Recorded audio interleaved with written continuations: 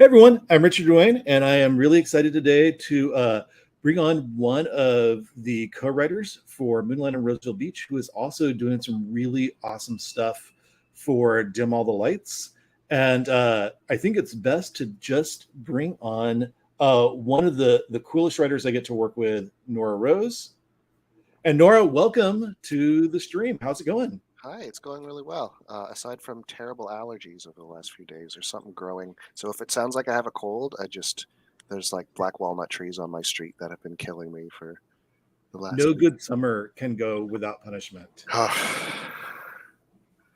But other than that, great. Great. So you are a game writer that I have kind of followed and looked up to for a long time. And I feel like in game writing terms, that means like 3 years. Right? Um, Which is forever, basically.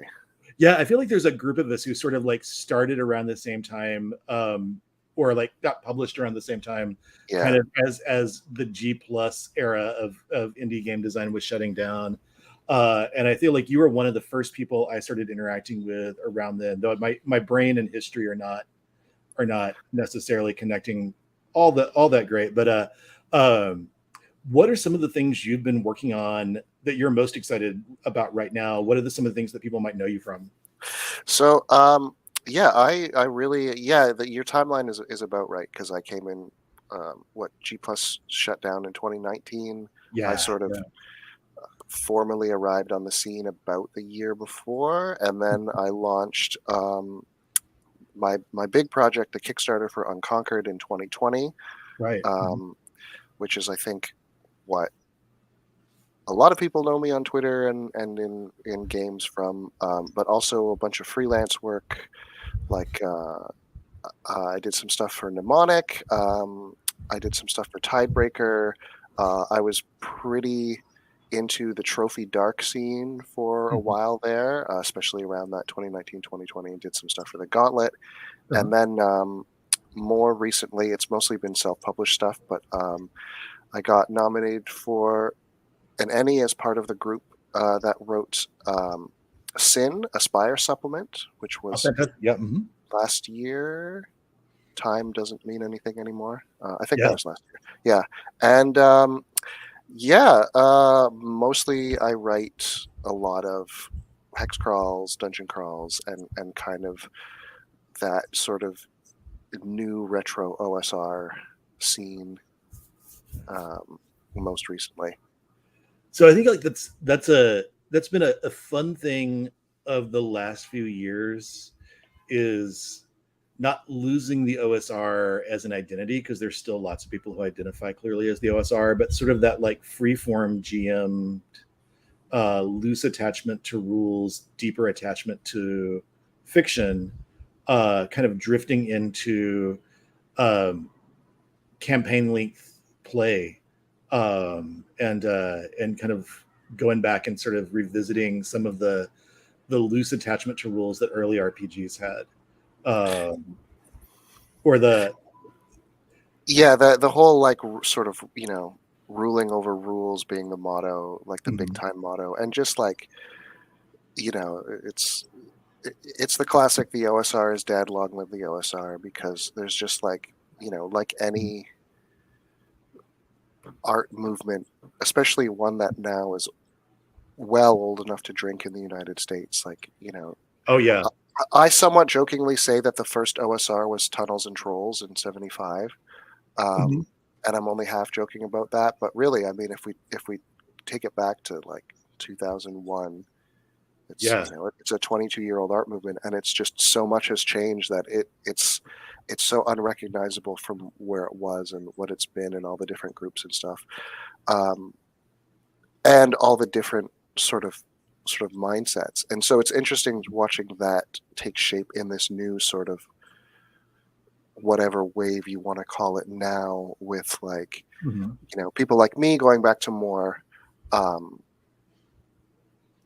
hard DIY, like small groups, very self-published, uh, not too much art, like very minimalistic kind of writing focused things, and then you have, obviously these bigger scenes where it's like very art first and design first.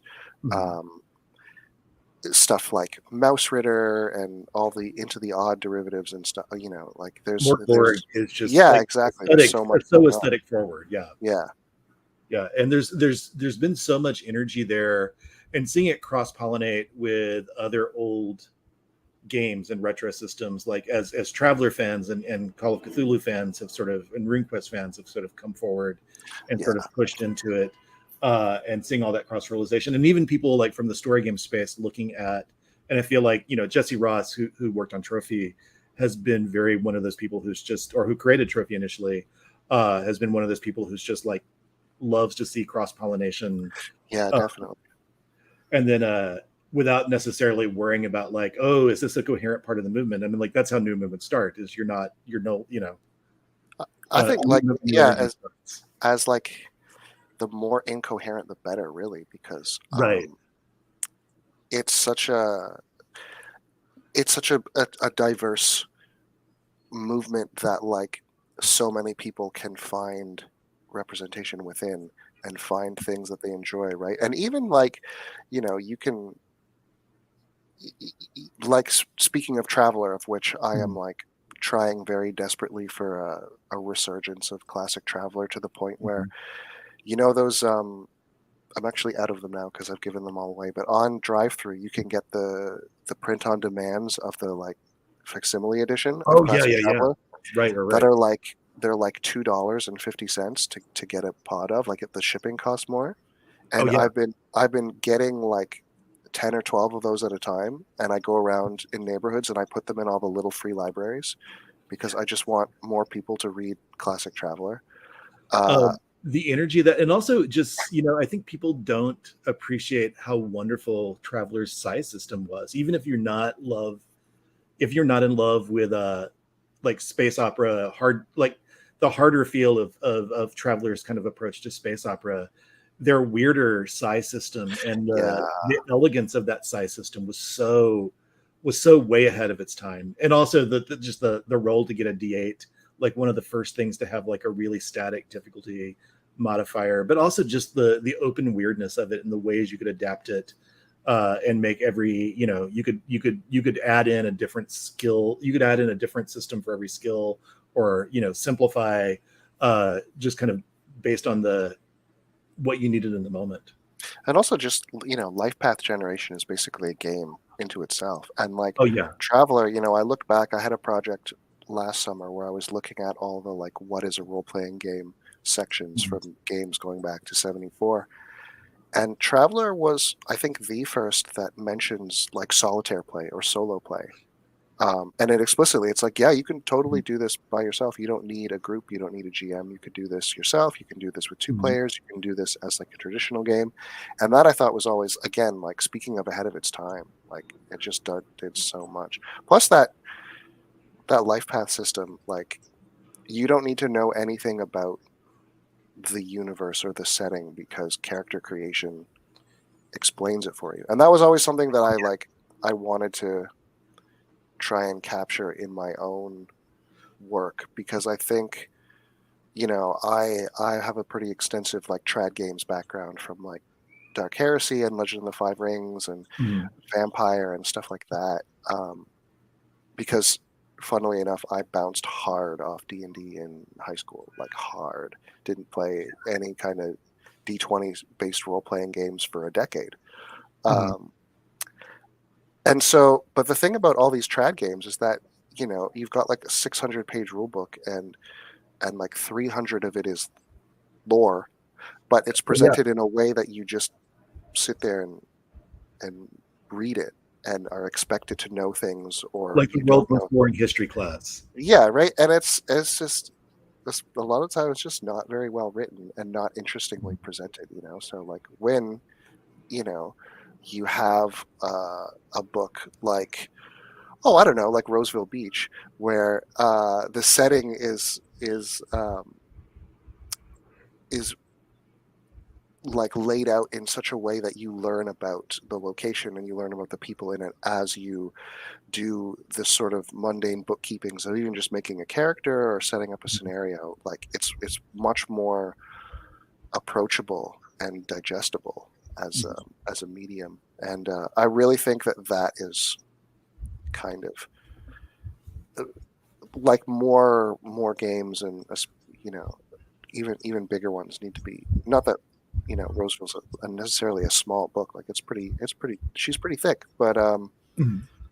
even like I look at, I don't know, Hyperborea, which is one of my favorite OSR type games right now, um, and it's a beast of a novel, like DCC sized, right? Oh yeah, yeah, yeah. And it's like, is all this necessary? Mhm. Not really. It's fun to read, but it's just like very dense and wordy. And I don't think people should be afraid of paragraphs, but I do think that you should present information with purpose a Right. little more pointedly, right? Mhm. So with that transition, what talk about a little bit about sort of how you I think like as soon as I put out the open call, I was like, Nora, please apply. Uh, Oh, as soon as I saw it, I was like, well, because it's funny. I started off. I mean, that's why my sort of imprint was called Monkey's Paw Games, is because I started off doing horror specifically. yeah. Because I've always loved horror as a genre, um, and so like a book of queer horror, I thought was like, yes, I want to be a part of this. I absolutely want to be a part of this. So I was super happy that you got back to me so quickly, and I wrote a bunch of the tables and generators of like people that you would meet and like weird things that you would see and hear and stuff, and that I think is honestly some of the best writing that I've done in a while. I actually went back and read it for the first time in some time, because usually I need to have like 17 works in progress going all at once, because if I Mhm. run out of steam of one, then I can transition to another and kind of keep Right. writing momentum. Mhm. Um, but then what happens is I don't read my own work for like months at a time after I've like hit send and sent it off. I'm like, okay, I'm done. I'm moving on to the next thing, because, well, I mean, as a writer and publisher, Mhm. it's unfortunately a hustle if you do this to keep the lights on like I do. Right. Um, but Roseville, I had a great time writing it because my whole mindset with writing the first Roseville stuff and then now Things for Dim All the Lights has all been very heavily X-Files coded. Oh yeah. I probably rewatch that entire series about Mhm. every couple of years. Mhm. Actually, my aunt, who lives out in Vancouver, because so much of the show was shot in Vancouver, she worked in costume design for the X Files when it filmed out there in the early '90s, um, and it's just, I mean, it's like, everybody jokes that the Mummy is everyone's bisexual awakening, but I think X Files is pretty close behind. Right. Um, Yeah. I almost became bisexual just because Gillian Anderson was so. yeah, right. Yeah. Yeah, yeah, and reasonably so. Who? Side note: I just discovered like last night that she apparently has like a weird sort of um, soft drink brand now called G Spot. What? Yeah, yeah. This advertised to me on TikTok, and I was like, Mhm. okay, first of all, my phone is definitely spying on me, but second Oh, of all, what? Yeah, G Spot. Okay, wow. it's the Wow. world's first sex positive soda. Okay.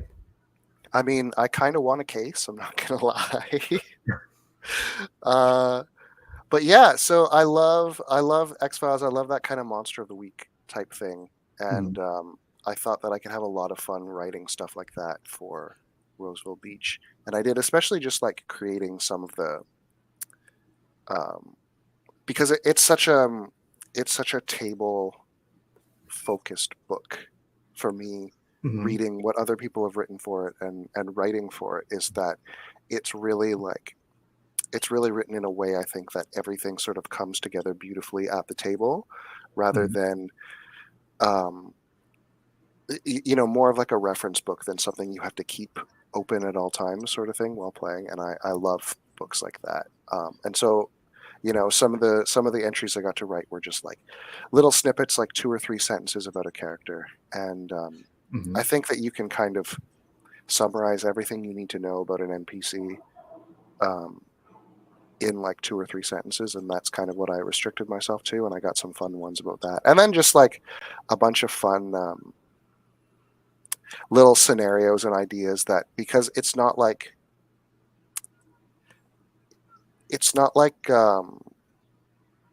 jump scare horror, but it's more like atmospheric, sort of like weird things going on, and maybe it means something and maybe it doesn't. So I got to write stuff like, very topical things like oh, what was the Skylab, like the Skylab crash. Oh, So yeah, yeah, yeah. I Which I wrote think like a comes into snippet. your table of, like, strange things you hear on the radio. Yeah, so one of them was like, what if there was still like an astronaut on Skylab who had stayed to play a prank on people, and then the orbit started to decay and he was just stuck up there, and so Oh, you yeah. overhear like a bit of that. And then another one was like I got really into numbers stations for a little bit, and there's one of those in there. I think technically two of them, and then there's like a War of the Worlds reference, and just like weird noises and things. It's funny, there was one that I thought of. I was so mad at myself because I thought of it like 6 years or 6 months after I had already submitted it and everything was done. But just uh, the one line from Suspicious Minds by Elvis, or just like, but the idea was like, as like a weird encounter almost, of like Mhm. turning on a radio and Suspicious Minds is playing, but it's just the line, "Caught in a trap, I can't walk out," and then it skips and then it goes back to that. But it's just like, it's such like a swelling chorus part of this song that isn't creepy on its own, but if it just like Oh, keeps yeah. repeating and repeating, and I was like, that would be very like weird and kind of unsettling to have happen, um, in a way that like doesn't really telegraph that something bad is going to happen, but like really does. And so it was just all little snippets like that, of like things that you can, as a player or as a GM, to build atmosphere to sort of bust out, because like, oh, I need to telegraph that something creepy is going to happen, and then just like surreptitiously rolling some dice, and like, I don't know, Elvis is on the radio and it's weird for some reason, right? Stuff like that. Right, Like right. I love little things like that you can just sort of pepper in, and because I find that those things, like small little bits, tend to stick in people's minds, like fishhook in people's memories, much more than like, I don't know, to use like a D&D example of like writing like a boss encounter, you know what I mean? Right, And you right. spend all this time setting up this like set piece encounter, and you get your challenge rating just right, and you're like, oh yeah, I'm going to do this. And then like, you know, the players, as they inevitably do, they like find some way to completely circumvent this encounter, or it's just not as fun as you thought it would be, right? But then Right, everybody hyperfixates on like one scene that happened with like a throwaway character and stuff. And I right. think, like a much more helpful tool for a book is things like Roseville is filled with, of just like little stories, or like the one section that's all just like, if you have people that just like to drop in and can't commit to a schedule, here's like Mhm. some supporting characters that you can use as NPCs, as antagonists, as somebody who's just popping in and is playing Mhm. this person. I love that idea. I love stuff like that because it's so, one, it's good writing, and two, Mhm. it's usable writing. You know Right, what I right. mean? Like, it's great if things are both. One is good, both is great. So Yeah, yeah. And I think we've both been, in some ways, formed by the World of Darkness, White Wolf. And I think one of the things that I loved about World of Darkness was that you could just enjoy reading the books, even if you never had a table. Yeah. I mean, it wasn't great fiction, but it was always great melodrama in the fiction. Sometimes it wasn't even great prose. Kathleen Ryan, who did all the mage stories during the Phil Bricado era, was always great fiction. But sometimes it's just like, do I have to read this whole short story to like? Oh, But like frequently you were just like, oh no, but I want this melodrama. And sometimes the complaint people had is like, oh, the rules I got don't actually like steer me back into the melodrama because now I'm taking over the world and being like a vampire superhero. Um, but that's kind of that's the we really love bringing things in, and I think that's one of the things that the way that OSR books influenced me was just like, how does this actually come into what you're going to do at the table? yeah. Even if you took, say, the rules for liminal horror and played Roseville Beach with liminal horror, like what are the parts you're going to use at the table? What are you getting excited about? Or you use the rules for Troika or something else. Yeah, or even just like, um, I think that's a mark of a really good book, as something that's like both system and adventure, or a Mhm. system that has adventures and has a setting, is that how easily you can, adapt it to other books and other systems and other tables. The OSR joke that I always use when people are like, oh, does this count? Does this count? And I was like, well, can it run keep? Um, Yeah. which Mhm. is like half a joke or not, and half not. But also I think it just like applies more widely to like, yeah, you could run Roseville Beach in Troika and it would be hilarious. Like honestly, Right. you could slap the Blancmange and Thistle right next to Cedar Point and it would be hilarious. Yeah. Yeah. And still oddly creepy. There's the details there. Um, so I want to talk a little bit about what you're working on for Dim All the Lights because I've gotten to see Yeah. it, and it's amazing stuff. And I give someone like you like I really want fiction forward monsters, and I get really fiction forward monsters. So tell us a little bit about what you're working on. So what I loved about this project, um, because I'm writing a bunch of monsters, and I've been neck deep in writing bestiary sections for the last 6 months, which is one of my favorite things to do. Uh, and so for this, it was like I wanted to write sort of that X-Files Monster of the Week type entries, but because there's not really stats for monsters. Like I'm not writing like, oh, it has like 3 hit die and a level 3 fighting man's saving throws. So um, I just started writing kind of short stories. Like I brainstormed a bunch of monsters and I watched a bunch of episodes of X-Files and looked at some mythological things, and then I just started kind of writing short stories about some of the things I saw, and like what fit and what didn't. And I really wanted to try and sneak in some like classic dungeon crawly elf game type monsters because I thought that would be very funny. Which I did succeed to some degree. Like I really wanted to squeeze a gelatinous cube in there, but I couldn't quite make it fit. It You was just squeeze them and they sort of slip through your fingers. Yeah. yeah, it was a little too camp. It just didn't quite hit. But some of the other stuff that I added in, I think people will recognize. Um, but mostly, it was just like you know, like you were saying with the fiction parts for World of Darkness. Um, I kind of patterned a lot off of that and like sort of found footage like Blair Witch type audio logs and newspaper clippings and like the sort of um, I have like a love-hate relationship with the whole SCP Foundation Hmm. because I think the concept, especially for the early stuff, is really cool, but the writing isn't very good and it's poorly edited for a lot of them. And then people just started writing very boring monsters that were like just people with superpowers that were like vaguely evil and like not all that interesting. You know what I mean? Like, the classic SCP of like the paper mache and rebar thing that like stands in the corner and you can't blink. Like that's brilliant because it's weird and kind of twisted, and then like it gets weird in the way that you have to interact with it. Um, and then they slip in that, oh yeah, we send convicts in teams of 3 to go clean the room, because if one person blinks, then it just like does the Doctor Who Weeping Angel thing and like kills them.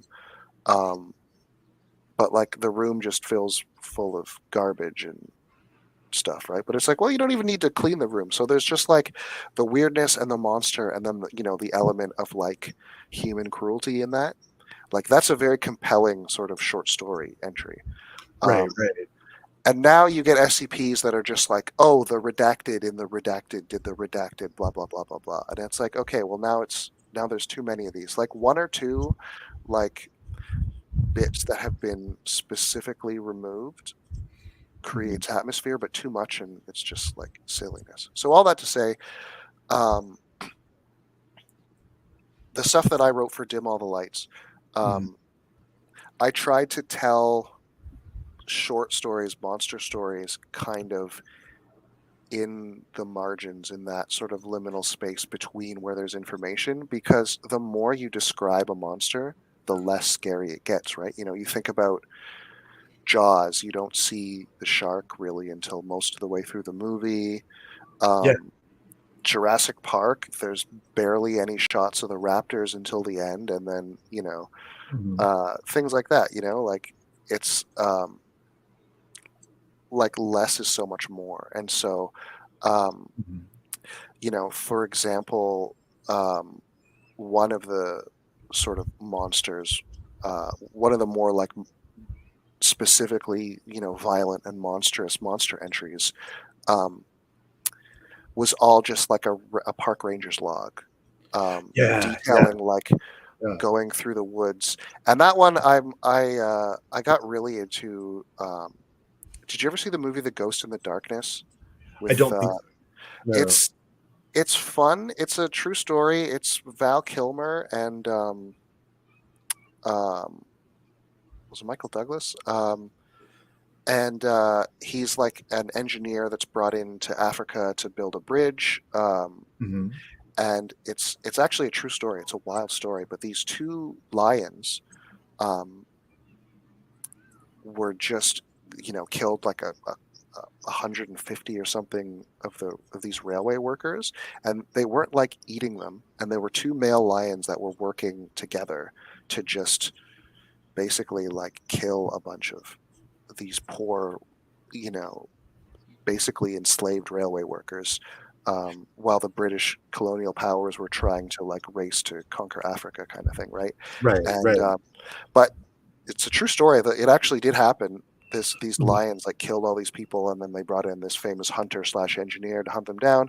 The lions are actually like taxidermied in the Natural History Museum in Chicago. I went to see them a few years ago. It was very cool. I didn't Oh, even know wow. they were there, but so it was kind of influenced by that, like hunting a thing that's also hunting you, and like Mhm. just like a creepy story of like this thing out in the woods that like starts eating dogs, and then a kid goes missing, and then but like the monster is only described very fleetingly at the end of this couple hundred word entry, and you get Right. an idea of what it is, um, but it's like that description of it is like the least important part of the whole bestiary Mhm. entry, right? It's like, okay, well, it does this, it does that, it like the heads are missing, animals are missing, it has some weird form of vocal mimicry, and then at the end it's like you Mhm. know it's this found footage of the Rangers log and stuff, and Right. that kind of thing is like,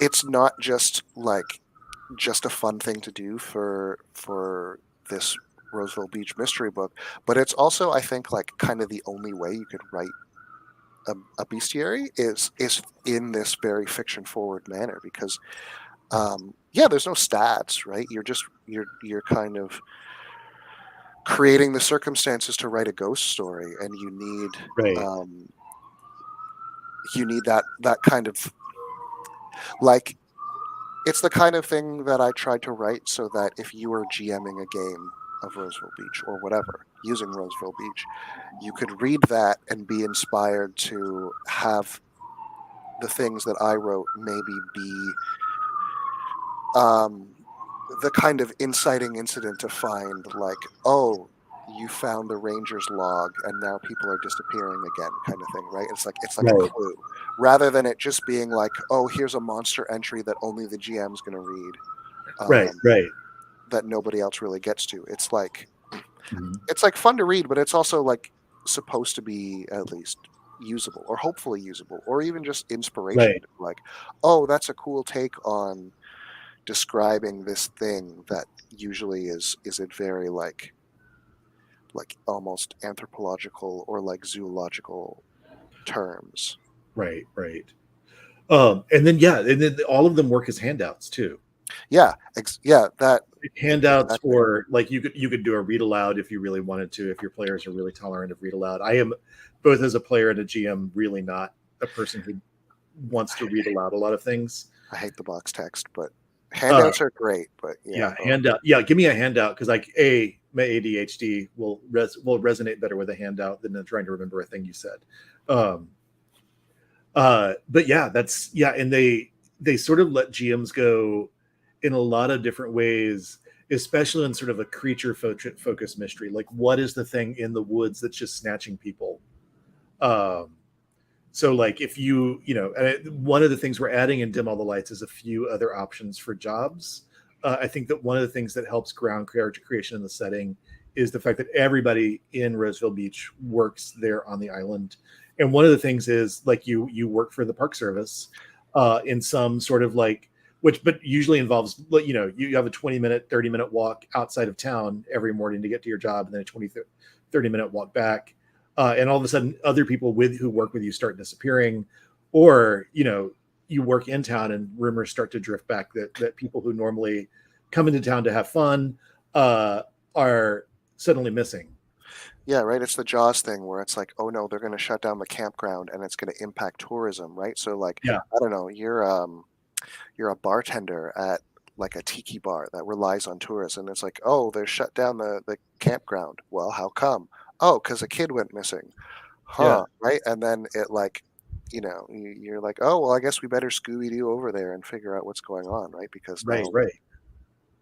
yeah, Especially if they get in that like one little zone of woods between Roseville Beach and one of the neighboring towns where people would normally walk, just stroll through to go to the bar at yeah, night. And suddenly, like, customer base is cut in half because nobody's coming over, or nobody's coming over on the ferry from the mainland, or whatever, yeah, to hang exactly. out. And then, if they don't shut those things down, then it's like why the local politics and all of that. Again, like we were Yeah, saying, just all the little things that like we don't have to answer, but is yeah. fun for the table to. But also, like, you're invested in this town. Yeah, A little less OSR-ish, a little more into the more recent trad game world. Like, you are the people protecting this town. Sort of is the frame, um, for like your space, and so like your allies and comforts and people you have trouble with start being threatened, and you've got to do something about it. So yeah, and then before we were talking about bringing in, and we introduced a few sirens in the main book without really naming them, but you bring in a specific Greek siren from the Bronze Age, sort of like, uh and I was getting really excited today because I was like, I finally get to use these linear A and linear B characters that yeah, I have yeah, no idea how to read myself, that are so freaking cool looking, and send some of those ideas to die. And so talk a little about sort of like, you brought in the, like, not the Queen of Sirens, but you brought in the first name siren, I think, in the setting. yeah.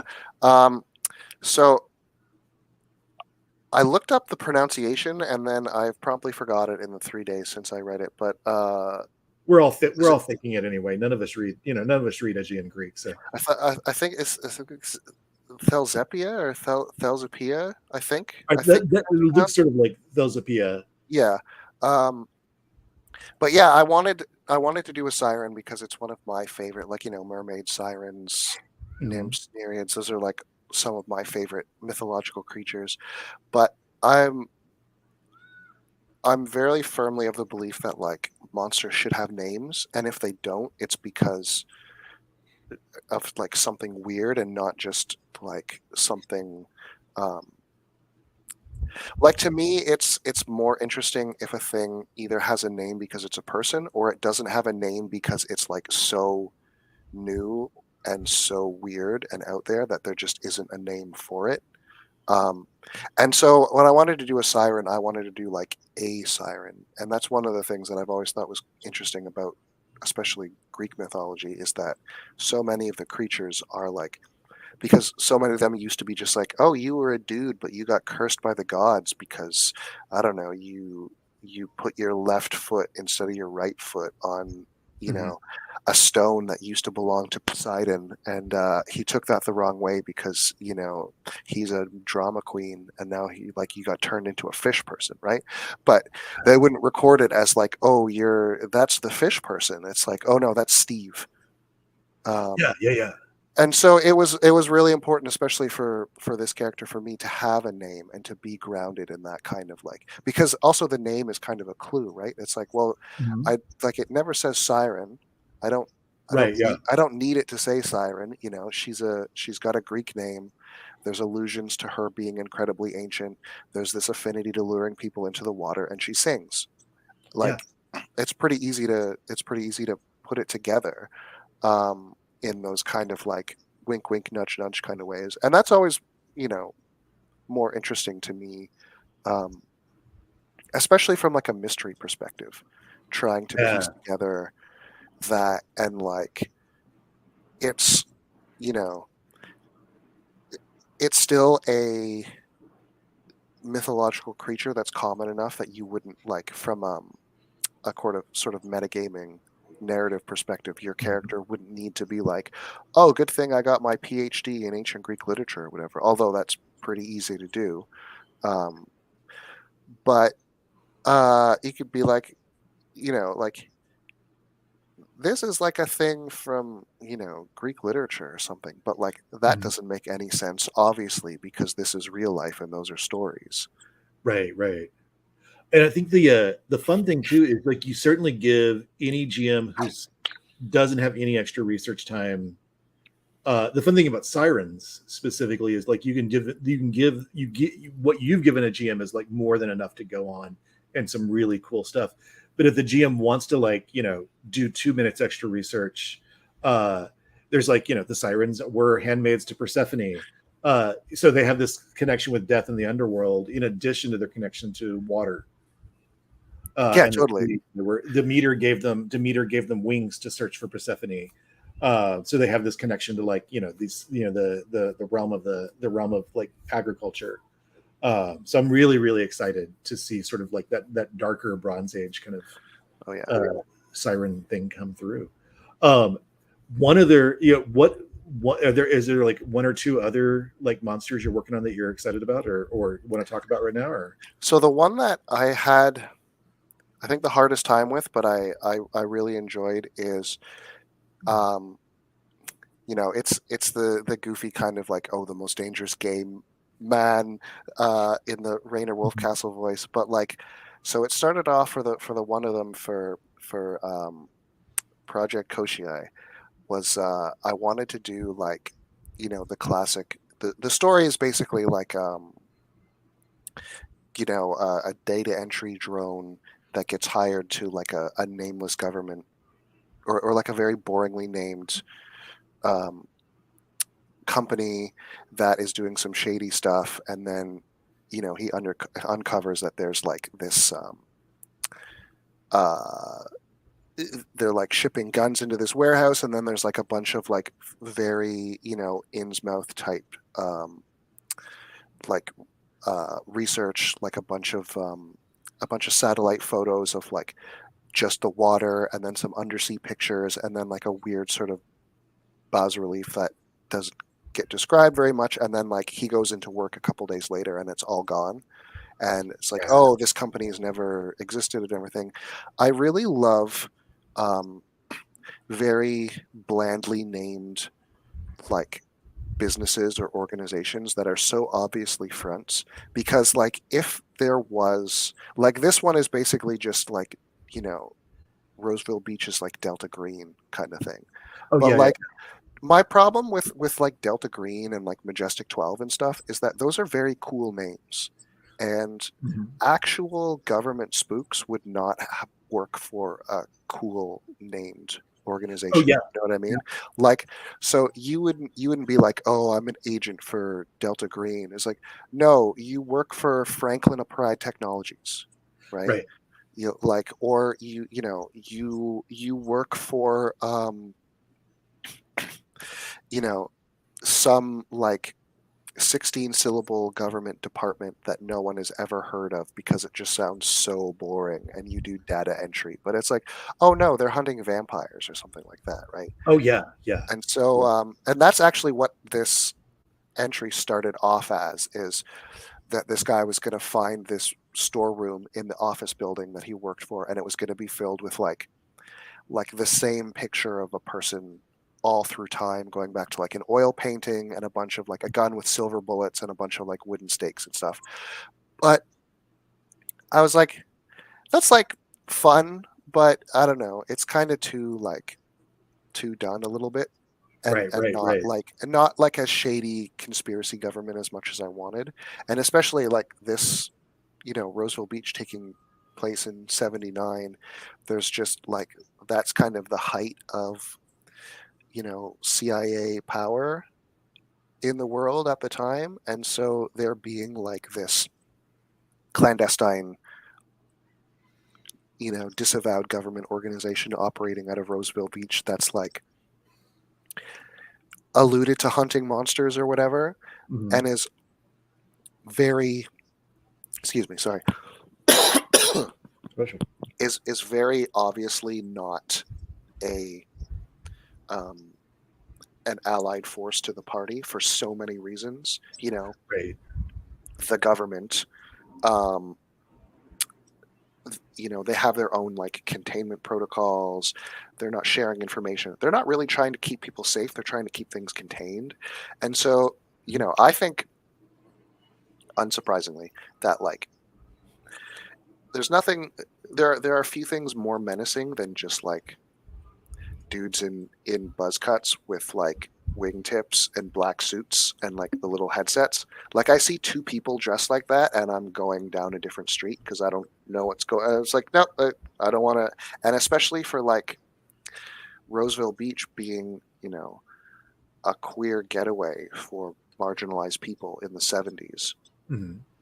I think there's even more of a sense of menace from an entry like Project Koshii. That's like, yeah, there's the feds that are like working out of who knows where, out of a disused office block at the back of town, or like a garage that doesn't ever look to be fixing up any cars, kind of thing. And then just like, An old ranger station. exactly. And then I thought it would be, especially like just thinking of ways that I would use this kind of thing, Mhm. is like stumbling across them um, in the investigation in a kind of like in Predator 2, where they find out that Gary Busey and his team is like living out of a freezer truck hunting the predator, and Oh like yeah. they've been there the whole time, and they've like supervised everything, but they haven't helped anybody. They've just kind of watched all these people die. Um, Yes. Yeah. and like I would, stumbling I would, across that, and like they're not there to help you.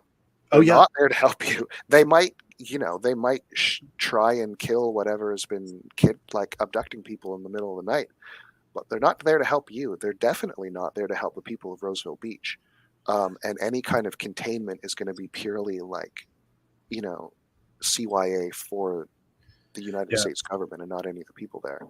Yeah. So if it was like an old park station, that clearly had people working there, but suddenly like, and it's near town, but none of those people do anything except get off the ferry in the morning, walk to the station, and then leave the station. So you don't know anybody who works there, unlike every other business in town. Yeah, exactly. A bunch of strangers. And also And they're just all like, wearing pants. Who wears yeah, pants at the beach? right. And it would also be kind of creepy in a way to like, I don't know, say the adventure was about vampire hunting, Mhm. um, and coming across that ranger station and having it be, have clear evidence of like vampire hunting, all the, you know, tools and accoutrements, and like the same picture of this guy that they're pretty sure is a vampire that you've been tracing, and like here's an oil painting of him done by the Turks in 1400 AD kind of thing, right? Mhm. But all of the agents, you know, you haven't seen for a week, and all their gear's left behind. You know, the coffee makers like practically started an electrical fire because it's been left on.